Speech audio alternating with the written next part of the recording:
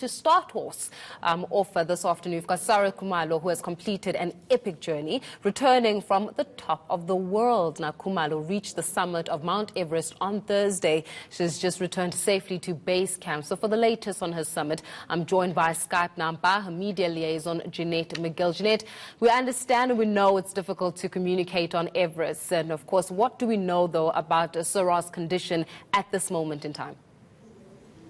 Thank you so much for that question, and at the outset, thank you to everybody for the amazing support for Sarah's achievement. And communication is actually pretty difficult at Everest Base Camp and on the mountain. It's not as difficult as it was previous years, but internet's expensive.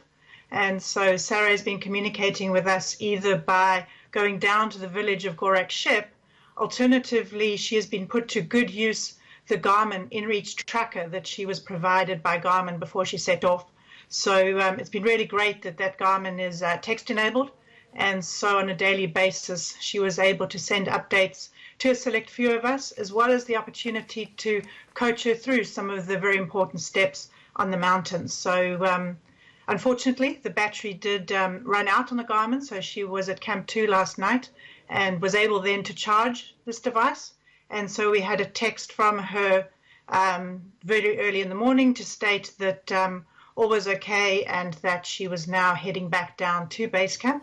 And we have got confirmation that she is safely back in base camp, which is fantastic news. Well, it's obviously been quite a journey for Saray at the moment. Jeanette, I just want us to touch base on the fact that this individual, iconic, 47 years old, I mean, I believe that this has been, 3 bids. There were actually previously 3 bids for her to actually, summit Everest, which were thought about either bad weather, also there was injury as well as a tragedy. So this has been quite a journey for her, and to see it achieved and to see her dream realized after so many obstacles says something about her tenacious spirit.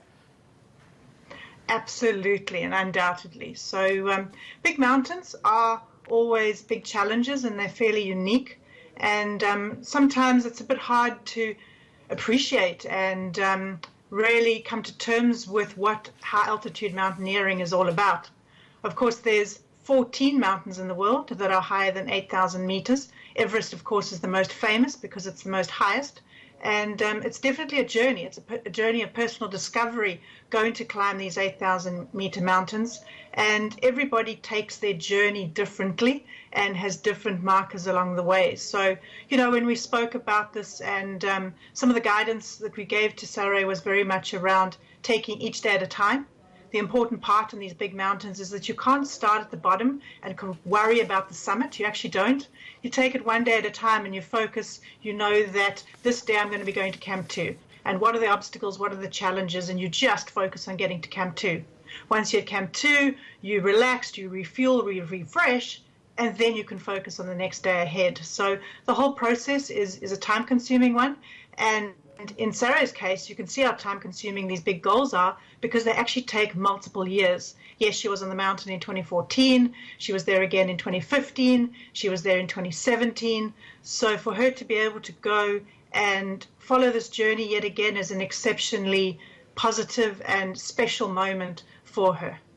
I mean, do we know that if she's been in touch with her family as yet, Jeanette?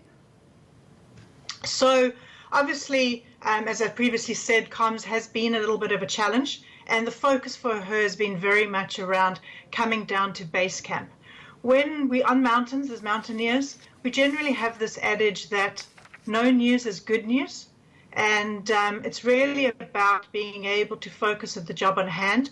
So there's a small group of us that are in contact with her on the tracker, and most definitely her close family is on that tracker, and she will be in touch with them. Well, of course, I mean, we understand that, I mean, we're talking about the difficulties that have been faced during this journey in itself, and I do believe that she may have lost 2 team members as well on this expedition.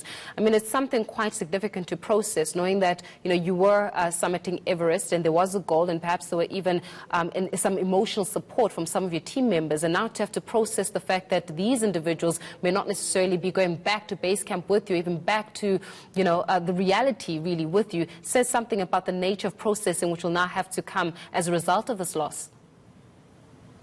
Absolutely. So it's always very disappointing. It's very sad when these events do happen on the high altitude mountains. but it really talks to the risks that are involved in high altitude mountaineering. I'll just give you a quick example. When I went onto my expeditions, they give you a form.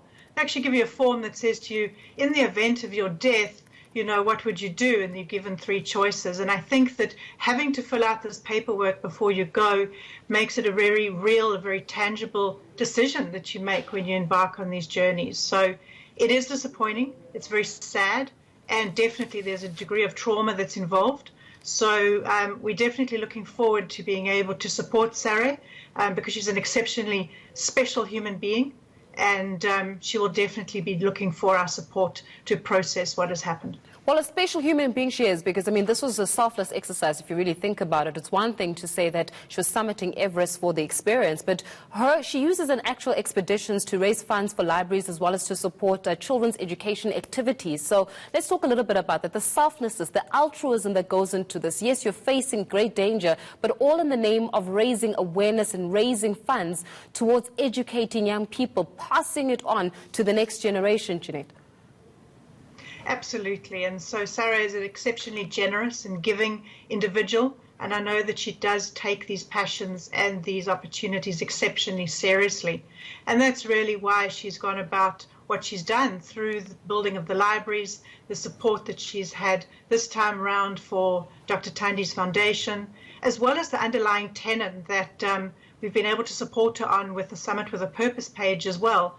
It is around education. It is around supplying people with the resources to be educated, but also in the terms of mountaineering. Yes, high altitude mountaineering is fairly extreme in one bookend of the outdoor space, but I know that she also feels exceptionally strongly about making the outdoors hiking expeditions far more accessible to everybody.